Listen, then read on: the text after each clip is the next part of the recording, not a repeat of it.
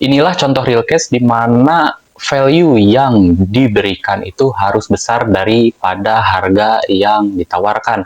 Ini saya kasih contoh satu dari sekian banyak kasus di luaran sana ya. Ini aku kasih contoh. Nah, ini membuktikan bahwa banyak orang yang nggak peduli dengan harganya itu berapa, tapi apa sih value yang sebenarnya mereka dapatkan atau apa yang akan mereka rasakan ketika membayar lebih tersebut. Nah, ini sebagai contoh kan ada orang yang rela bayar naik kereta bandara hanya untuk ke Manggarai atau ke tempat bekerjanya dibandingkan dengan menggunakan KRL yang harganya itu jauh di bawah gitu. Misalkan kalau kereta bandara kan itu harganya 35.000. Nah, sedangkan KRL itu cuma 5.000. Tapi orang itu ada yang rela bayar 35.000 untuk mendapatkan fasilitas atau kepuasan yang mereka tidak temukan di KRL tersebut. Di KRL kan mungkin harganya itu murah, cuma 5.000 sampai 7.000 gitu kan. Tapi mereka apakah rela untuk terus diri gitu kan, berebutan kursi kalaupun ada, lalu apa namanya, desak-desakan, ngap, capek, sampai ke kantor itu jadi lusuh, apakah mereka pantas di harga 5.000 seperti itu?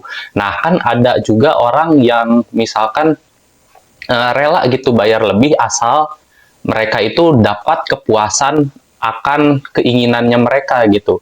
Ya udah deh, gue bayar 35.000 tapi gue nanti duduk, atau 35.000 yang penting gue nyaman, gak desek-desekan dan lain-lain. Nah, misalkan contoh lainnya itu adalah galon isi ulang gitu. Kan ada galon isi ulang yang di depot air yang langsung diisi, ataupun yang tuker galon misalkan ke agen atau ke Indomaret atau Alfamart gitu kan. Nah, itu ada dua perbedaannya juga. Ada orang yang menganggap bahwa tuker galon 5.000 di depot isi ulang itu udah bagus, tapi orang yang paham akan kesehatan mungkin akan, ya udah deh, gue mending bayar 20.000 tapi dapat galon baru gitu, karena terjamin kualitasnya, kesehatannya, dan mereka itu tahu cara pengolahannya seperti apa, dan mungkin ya rasanya juga akan berbeda dibandingkan dengan depot isi ulang yang di pinggir jalan yang cuma 5.000 sampai 3.000, itu mungkin kualitasnya tidak terjaga dengan baik. Nah, itu adalah contoh kasus ya di kehidupan kita sehari-hari gitu, di mana orang tuh rela untuk bayar mahal asalkan kepuasan mereka itu atau keinginan mereka itu terpenuhi. Tapi dengan catatan bahwa apa yang mungkin nanti teman-teman tawarkan, value A, value B, value C, itu harus juga sesuai dengan kondisi atau setara ekonomi dari market yang dibidik gitu.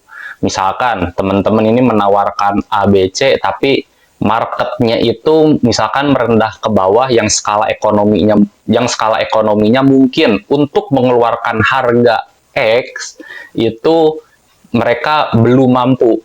Nah, itulah kenapa teman-teman juga harus ada strategi pricing-nya, di mana dengan strategi pricing ini pun harus diberitahu secara jelas value apa yang diberikan di masing-masing kategori ini. Nah, kita masuk lagi ke contoh kereta tadi ya. Kita akan ambil yang lain, yaitu kereta jarak jauh, mungkin yang mana ada kelas setaranya juga, ada yang ekonomi, eksekutif, bisnis, atau luxury gitu.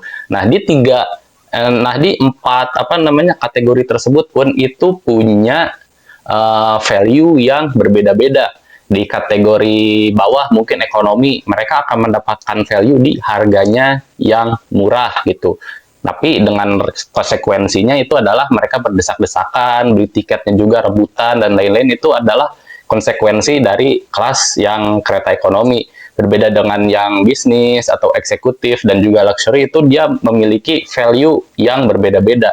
Nah, itu untuk teman-teman yang mungkin baru mulai ataupun bisnisnya masih kecil, teman-teman itu juga harus bisa menjelaskan value yang teman-teman miliki itu seperti apa, apakah cocok untuk mereka, apakah tidak. Jadi teman-teman itu nggak asal jualan aja gitu. Teman-teman itu harus bisa mengklasifikasikan kategorinya, value-nya lalu apa, dan harganya ini cocok untuk kalangan apa gitu. Nah, itu adalah sebagian contoh dari kenapa value harus lebih besar daripada harga, yaitu teman-teman harus bisa mendemokan value yang teman-teman akan berikan itu manfaatnya untuk mereka seperti apa, dan juga apakah cocok untuk mereka dan lain-lainnya. Teman-teman harus bisa menjabarkan kembali apa value-value yang akan teman-teman berikan gitu. Jadi teman-teman itu di tahap awal membuka bisnis atau melakukan testing produk, nah itu teman-teman harus bisa semacam mendemokan value-nya ke pelanggan, bahwa ini loh value-nya, ini loh kekurangannya. Jadi set ekspektasi pelanggan itu di value yang teman-teman miliki gitu. Teman-teman itu jangan asal overclaim atau teman-teman mengaku bahwa produk ini bagus, produk saya bagus, berbeda dengan kompetitor dan lain-lain. Takutnya nanti ketika mereka coba dan mereka nggak puas, itu mereka akan kecewa dan nggak akan membeli produk Anda lagi di kemudian harinya gitu. Jadi kesimpulannya itu adalah teman-teman jangan takut untuk jual di harga mahal, tapi teman-teman itu harus bisa memberikan value lebih di harga sekian ke pelanggan tersebut, dan buat mereka itu paham akan produk atau value yang ditawarkan itu dapat membantu mereka mencapai ekspektasi-ekspektasi yang mereka inginkan. Nah, jadi teman-teman itu jangan terpaku pada diskon, terpaku pada metode-metode bakar duit yang katanya bisa bikin cepat kaya atau cepat laku.